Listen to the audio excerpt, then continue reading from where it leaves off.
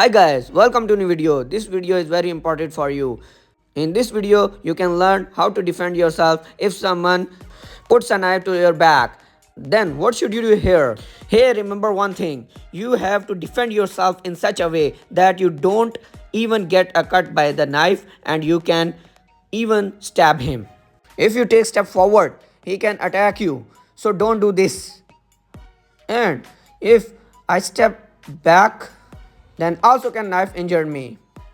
And if I twist my body like this position, it will be risky because in this position also knife can cut my waist.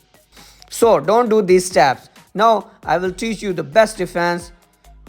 So watch very carefully. Step number 1, twist your body like this position from the outside and do the punch quickly on his face. Now bring your arm forward and knee shot on his weak point. Now grab his neck in this position. Now twist him like this way and push him down. Now he is fully under your control.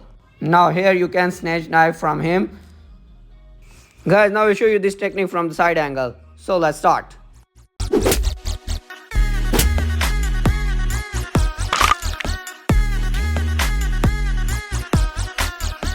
Guys, now I will show you this technique in fast motion. So let's start.